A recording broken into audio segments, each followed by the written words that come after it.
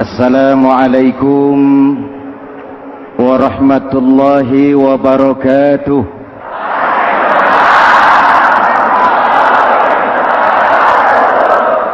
Alhamdulillah wassalatu wassalamu ala Rasulillah Sayyidina Muhammad ibn Abdullah wa ala alihi wa sahbihi wa mawalah, amma ba'du. Hadirin hadirat ma'asyiral muslimin yang saya cintai, Ramadan adalah madrasah, sekolah, tempat di mana kita banyak sekali belajar tentang hidup dan kehidupan, supaya kita lebih siap menghadapi hidup, supaya kita punya wawasan, supaya kita mampu melihat persoalan jauh ke depan, supaya kita tidak terjebak pada keuntungan sesaat tapi merugikan jangka panjang. Malam ini saya ingin mengajak kita semua melihat kurikulum Ramadan. Pelajaran apa yang diberikannya kepada kita? Pertama, Ramadan mengajarkan kita menjadi orang-orang yang sabar, ulet, dan tahan uji. Ini zaman di mana persaingan tajam. Betul? Jangankan jadi pejabat tinggi, jangankan jadi pengusaha sekarang ini, jadi kiai saja kalau tidak sanggup bersaing,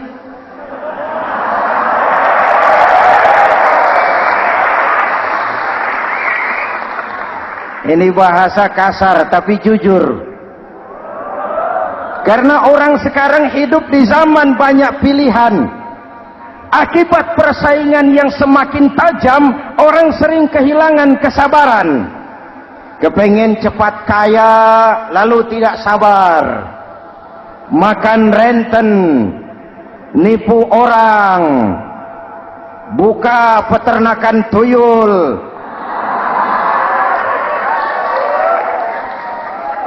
korupsi. Sekarang ini kan lagi santer Bulog Gate jilid 2. Rupanya memang tajam uang Bulog itu. Bulog sudah memakan salah seorang mantan ketuanya, berdua amang. Bulog sudah memakan seorang presiden. Sekarang Bulog sedang mengarah kepada ketua DPR. Kita lihat hasilnya.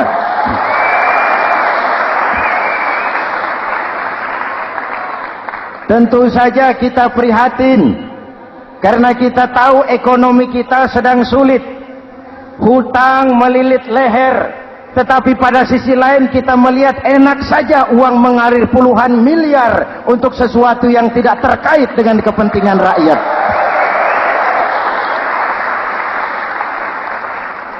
Karena itu puasa mendidik kita sabar, biar lapar melilit perut, biar haus mencekik tenggorokan. Kalau maghrib belum datang, jangan sentuh makanan, jangan ambil minuman. Sabar. Betul? Ada waktunya. Lalu lintas itu macet karena kendaraan besar tidak mau ngalah, kendaraan kecil tidak tahu diri. Betul?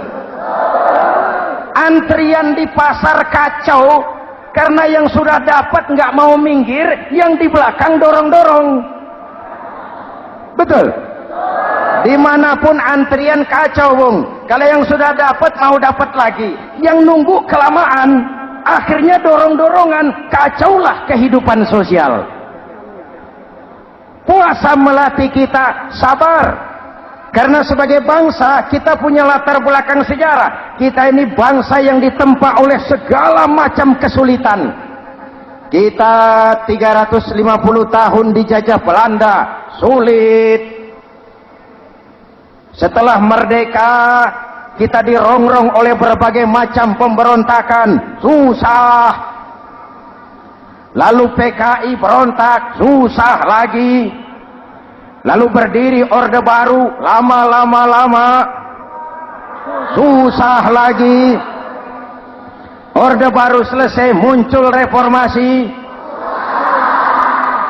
masih susah juga.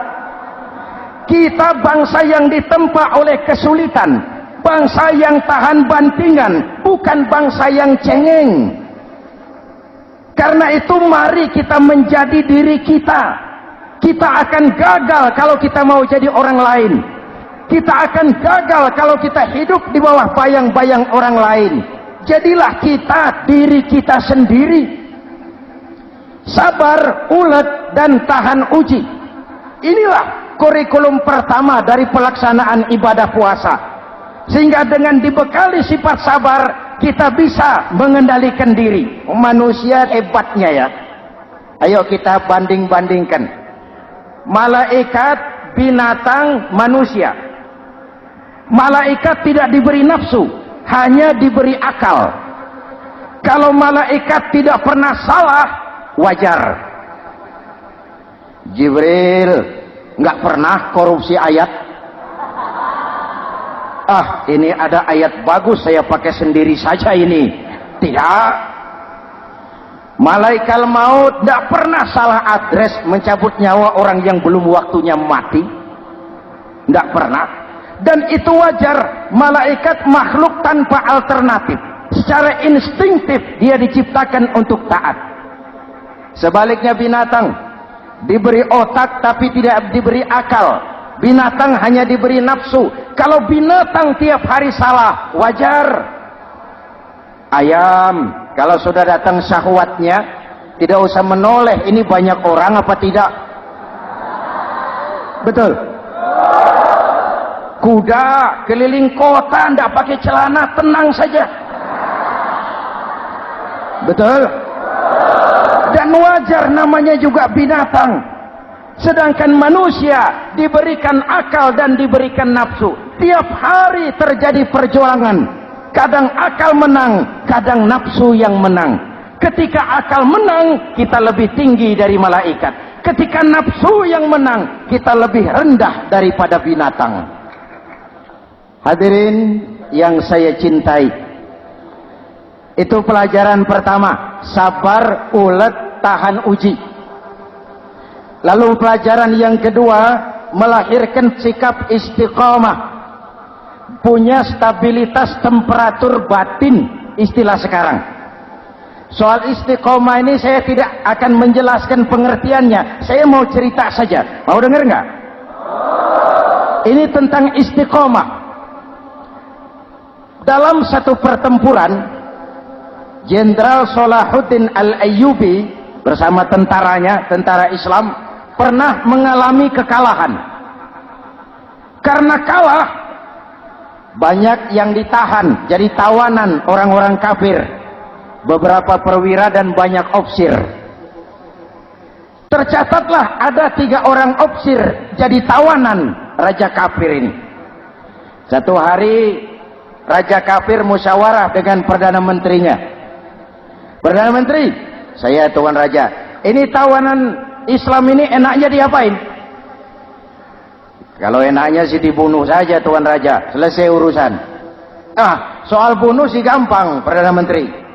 Maksud tuan raja, bujuk saja agar dia meninggalkan Islamnya, ikut ke agama kita. Nanti kita kasih hadiah. Begitu. Iya, baiklah. Besok saya sidang 3-3-nya.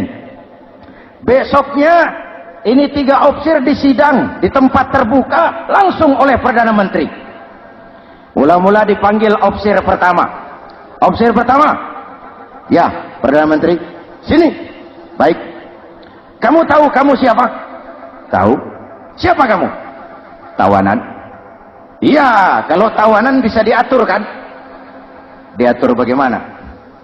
Kamu mau nggak ikut saya bersama Tuan Raja meninggalkan Islam agamamu, mengkhianati saudara-saudaramu sebangsa, setanah air, sekeyakinan? Ikut dengan saya, tinggalkan Islam. Nanti kamu akan saya angkat jadi pejabat tinggi, gaji cukup, rumah cukup, kendaraan cukup, istri cukup. Tapi kalau kamu menolak, kamu akan saya bunuh. Tuan Perdana Menteri, ya. Apa Anda menyangka selama ini saya berjuang karena kepengen kedudukan yang tinggi? Nih. Tuan menyangka saya berjuang ini karena kepengen harta yang banyak, jaminan hari depan yang memadai? Tidak, Tuan Perdana Menteri. Saya tinggalkan keluarga, kampung halaman, sanak famili, handai taulan.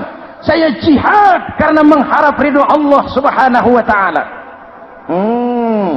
Tapi sekarang kamu tawanan kan? Itu resiko perjuangan. Kamu tidak mau meninggalkan Islam? Tidak. Kamu akan saya bunuh. Silakan. Kamu tidak takut mati? Tidak. Kamu berani? Dari kemarin. Apa dikira baru sekarang saya berani? Tuan Perdana Menteri, saya berharap memang saat-saat seperti ini bisa saya temukan. Ibadah saya sedikit, sholat saya kurang, puasa saya kurang. Barangkali dengan jihad saya bersimbah darah, mati di tangan Tuhan, Allah akan mengampuni dosa-dosa saya dan saya dapat tiket untuk mencapai keridhoannya.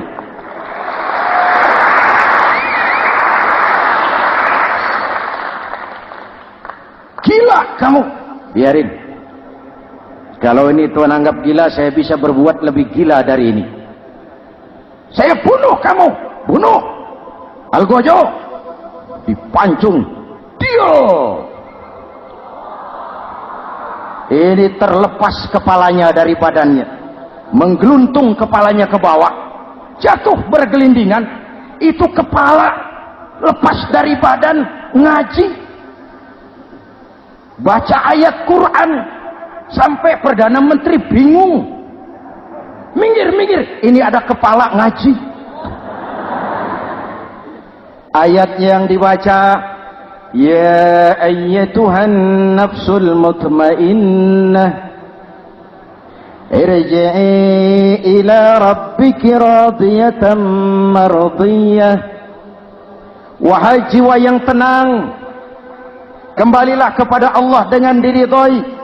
Masuklah ke dalam golongan hamba-hambaku dan masuklah ke dalam surgaku. Matanya terpejam rapat, bibirnya tersenyum. Dia gugur sebagai syahid karena membela keyakinan. Dia istiqamah, tidak goyah oleh tawaran jabatan dan kedudukan yang tinggi.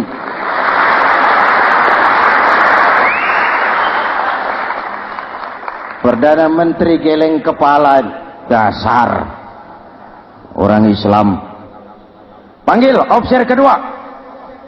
Officer kedua. Ya, Perdana Menteri. Kamu sudah lihat temanmu yang barusan? Sudah. Mati kan? Mati. Kamu bagaimana? Mau tetap berjuang untuk Islam atau ikut kami? Jabatan tinggi, kedudukan tinggi, rumah tinggi. Bagaimana? Atau mau mati seperti teman kamu barusan? Sudah kamu pikir? Sudah, Perdana Menteri. Sudah apa? Sudah, jangan banyak omong. Maksud kamu apa? Saya sudah tidak sabar mau nyusul teman saya yang barusan itu. Saya tidak bayangkan bagaimana disambut oleh malaikat di surga, disambut oleh para bidadari di surga, menggapai ridho Allah. Oh, Perdana Menteri, sudah jangan banyak omong. Kalau mau potong, potong saya. Perdana Menteri bilang ini lebih gila dari yang pertama. Yang pertama masih mau diajak ngomong, ini malah langsung minta disembelih. Ayo, Algojo, potong. Potong lagi. Dia terpisah lagi kepalanya dengan badan, jatuh ke bawah, menggeluntung, ngaji lagi.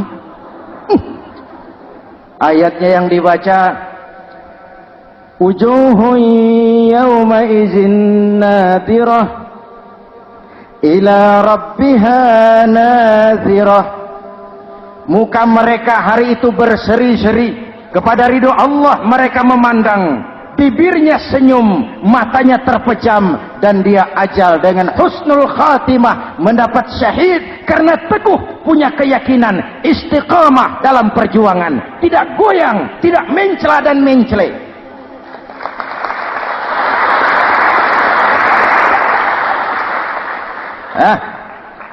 Opsi ketiga, sini. Siap Perdana Menteri. Kamu sudah lihat nasib 2 orang teman kamu? Sudah. Mati kan? Mati. Kamu mau seperti dia? Oh, tidak, Perdana Menteri. Saya tidak mau mati. Daripada matikan lebih baik hidup. Kamu mau ikut saya? Mau, Perdana Menteri. Mau. Gaji besar, rumah besar, kendaraan besar, istri.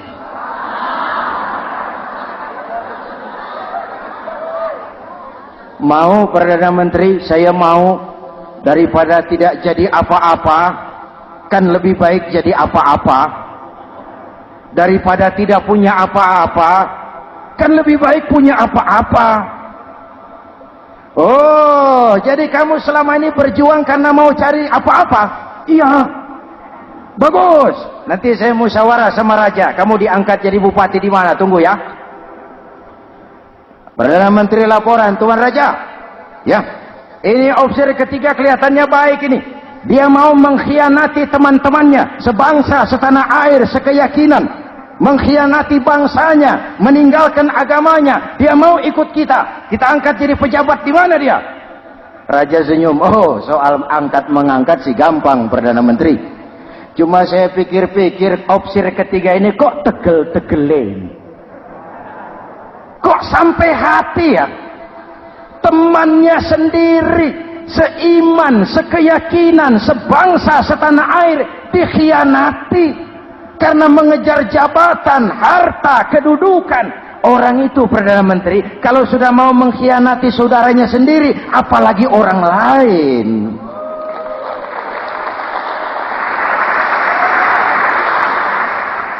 Ini opsi ketiga, ini opsi bejat.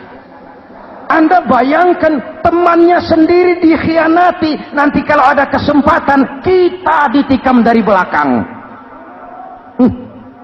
Jadi bagaimana Tuan Raja? Malah kalau saya lihat yang 2 yang sudah mati itu orang hebat, Perdana Menteri. Punya pendirian, istiqamah. Malah kalau bisa yang 2 itu dihidupin lagi. Loh, dihidupin bagaimana Tuan Raja sudah kadang mati? Jadi bagaimana ya opsi ketiga ini? Bunuh. Buat apa piara benalu jadi duri di kaki nanti? Bunuh. Baik, Perdana Menteri kembali. Opsi ketiga, siap Perdana Menteri. Saya jadi bupati di mana? Bupati, modar sampean. Loh, saya mau dibunuh. Bunuh. Katanya kalau ikut agama Tuhan, meninggalkan agama kami, saya akan jadi pejabat tinggi. Kamu opsi bejat, kamu tidak punya pendirian, saudaramu sendiri seagama kamu khianati, apalagi orang lain, potongan kayak kamu jadi pejabat, rusak negara ini.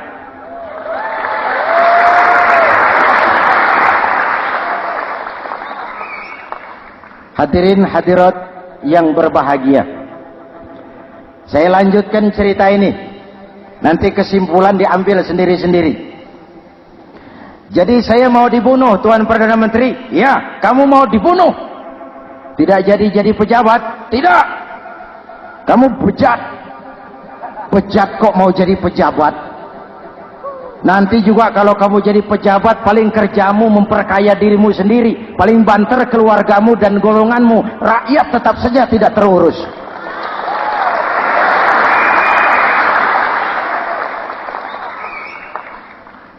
Paling-paling kamu kalau sudah jadi pejabat tinggi, kerjamu cuma membuka, meresmikan, berkunjung. Berkunjung, meresmikan, membuka. Membuka, meresmikan, berkunjung. Lah kapan kamu ngurus rakyatnya? Bejat kamu. Jadi saya dibunuh. Bunuh. Iyalah, kalau mau dibunuh ya saya bunuh. Tapi saya mau Islam lagi ah. Terserah, mau Islam lagi mau tidak, kamu tetap akan dibunuh. Iya, saya mau Islam lagi. Ayo cepat. Iya Pak, saya mau syahadat dulu. Cepat. Iya Pak, asyhadu macet lehernya. Ayo cepat. Iya Pak, asyhadu tidak bisa mengucap syahadat. Ayo cepat. Iya Pak, asyhadu tidak tuntas mengucap syahadat, golok algojo keburu sampai di lehernya. Dia darah mancur, pisah kepala dengan badan, menggeluntung ke bawah. Ngaji lagi. Dia bekas santri, masih bisa ngaji. Cuma ayat yang dibaca lain sama dua temannya tadi. Ayat yang dibaca, afaman haqqa alaihi kalimatul azab, afaman haqqa alaihi kalimatul azab, afa anta tunkizu man finnar. Ini ayat yang dibaca. Orang yang memang sudah dapat vonis akan mendapat azab, bisakah kamu menyelamatkan dia dari neraka? Bertahun-tahun berjuang di bawah bendera Islam untuk kejayaan Islam. Di akhir hayatnya dia tergoda oleh kedudukan dan harta, oleh jabatan dan pangkat. Ia bergeser, imannya rapuh, hilang istiqomahnya, ditinggalkan agamanya, dan dalam keadaan begitu dia mati. Dia su'ul khatimah. Na'udzu. Hadirin, apa guna saya ungkapkan ini? Mari kita belajar. Perlu stabilitas temperatur batin.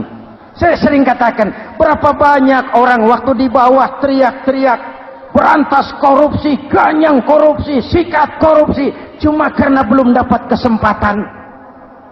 Begitu dapat kesempatan, korupsinya lebih gila dari yang dia teriaki. Betul? Waktu di bawah rajin baca ayat kursi, dapat kursi, lupa sama ayat. Betul? Betul? Ini yang memerlukan sikap istiqamah, konsisten.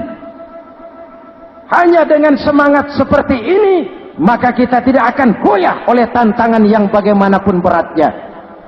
Hadirin yang saya muliakan, Allah berjanji, orang-orang yang beriman kemudian beristiqamah, tatanazzalu alaihimul malaikatu alla takhafu wala tahzanu, akan turun kepada mereka malaikat seraya berkata, kamu tidak usah takut, kamu tidak usah sedih, Allah akan memberikan pertolongan kepada orang-orang yang istiqamah.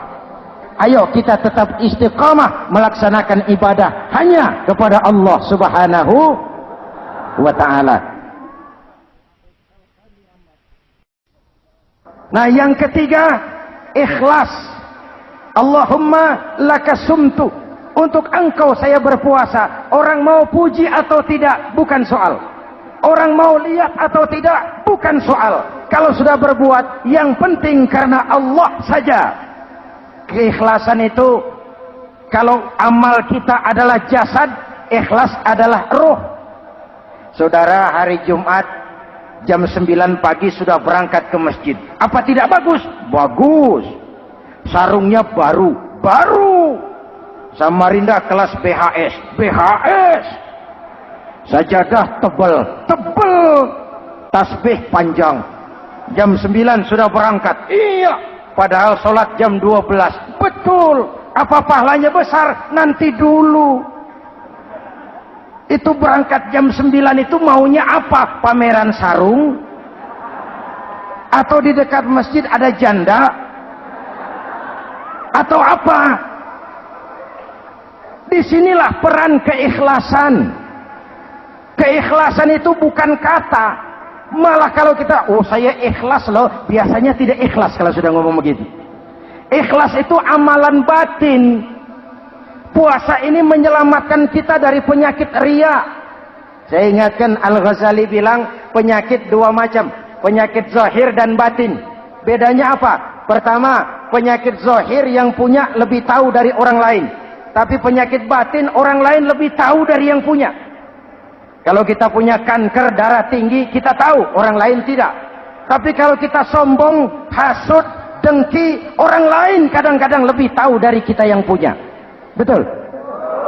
Yang kedua yang dahsyat, sehebat-hebatnya penyakit zahir cuma merusak dunia. Penyakit batin merusak dunia, menghancurkan akhirat. Ginjal mati, darah tinggi mati, tumor mati, kanker mati, leukemia mati, tapi tidak berakibat akhirat. Tidak ada penduduk neraka ditanya, kenapa kamu masuk neraka? Tumor, Pak. Tidak ada. Tidak ada. Sehebat-hebatnya penyakit zahir cuma merusak dunia, tapi penyakit batin merusak dunia, menghancurkan akhirat. Sombong, penyakit batin, di dunia dijauhi orang, di akhirat neraka tempatnya. Kikir, penyakit batin, di dunia dijauhi orang, di akhirat neraka tempatnya. Betul? Maka Al-Ghazali heran, kalau diserang penyakit zahir kita panik, cepat-cepat cari dokter. Tapi kalau diserang penyakit batin kita tenang-tenang saja. Padahal penyakit batin merusak dunia dan lebih hebat lagi menghancurkan akhirat. Maka puasa melahirkan keikhlasan, agar di dalam melaksanakan ibadah cuma kita dan Allah saja. Inilah jiwa dan semangat yang sekarang ini pun sudah mulai menjadi langka. Semuanya karena akhirnya yang subur mental penjilat.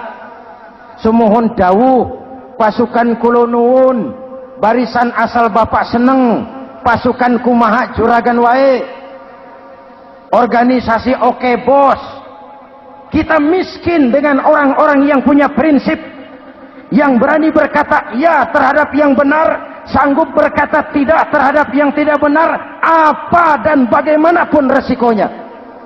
Kita terlalu kaya dengan barisan asal bapak seneng, pasukan oke bos, organisasi kumaha juragan wae, dan kita miskin dengan orang-orang yang punya kepribadian, yang tegar dan istiqomah apapun resiko yang dihadapinya. Jadi dengan keluar dari sekolah Ramadan, semangat keikhlasan makin tumbuh dalam hidup dan kehidupan kita. Ibu bapak hadirin hadirat yang berbahagia, itulah makanya puasa disebut ibadah sirriyah, ibadah abstrak, cuma kita dan Allah saja yang tahu. Ini lebih mendorong semangat keikhlasan. Kata Imam Al-Ghazali, "An-nas kulluhum mauta illa al-alimun, wal-alimuna niyamun illa al-amilun, wal-amiluna mughtarruna illa al-mukhlisun." Manusia itu mati kecuali orang yang berilmu. Orang yang berilmu walaupun hidup tidur, kecuali yang mengamalkan ilmunya. Dan orang yang mengamalkan ilmunya banyak yang tertipu, kecuali yang ikhlas di dalam mengamalkan ilmunya. Manusia mati kecuali yang berilmu. Yang berilmu walaupun hidup tidur, kecuali yang mengamalkan ilmunya. Yang mengamalkan ilmunya banyak yang tertipu, menyangka amalnya sudah banyak, sholatnya sudah hebat, zakatnya sudah luar biasa, jihadnya sudah mantap. Banyak yang tertipu kecuali yang ikhlas di dalam mengamalkan ilmunya. Jadi amal tanpa ikhlas, jasad tanpa ruh. Itulah makanya nuansa Ramadan dengan ibadah puasa mengembangkan semangat keikhlasan di antara kita semua. Mari kita baca doa sama-sama munajat, mohon pertolongan Allah agar kita diselamatkan dari penyakit riya dan ditumbuhkan semangat keikhlasan. Ala hadhihi niyyah wa ila hadratin nabi. Al-Fatihah. Bismillahirrahmanirrahim. Alhamdulillahi rabbil alamin. Ar-Rahmanirrahim. Maliki yaumiddin. Iyyaka na'budu wa iyyaka nasta'in. Ihdinas siratal mustaqim. Siratal ladzina an'amta 'alaihim ghairil maghdubi 'alaihim waladdallin. Amin. Bismillahirrahmanirrahim. Amin. Alhamdulillahi rabbil alamin. اللهم صل وسلم وبارك على سيدنا محمد وعلى آله وصحبه أجمعين.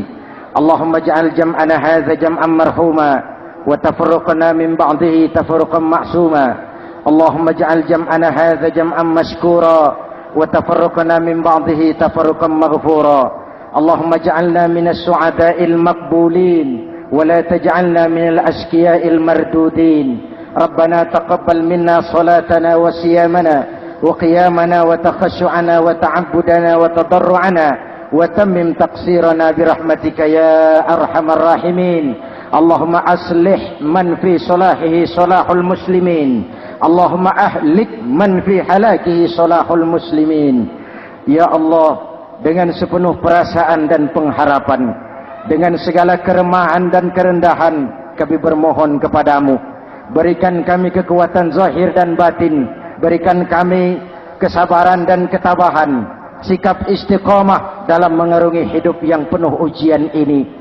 Karuniakan kepada kami pemimpin-pemimpin yang takut kepadamu dan sayang kepada kami. Rabbana hab lana min azwajina dhurriyyatina qurrata a'yun waj'alna lil muttaqina imama. Afdalu ma qultuhu ana wan nabiyyuna min qabli. La ilaha illallah.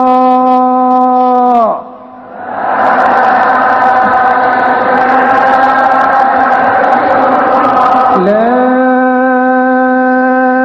ilaha illallah.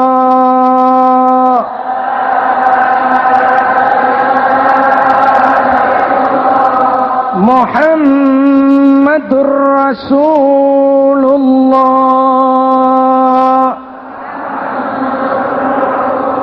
Amin.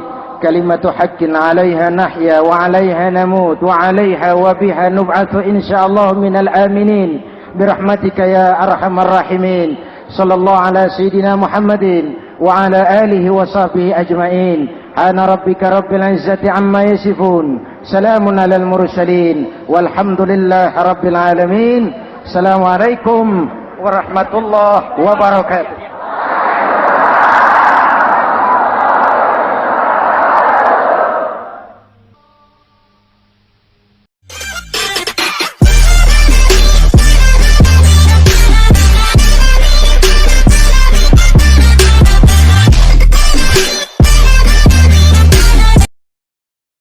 Assalamualaikum warahmatullahi wabarakatuh.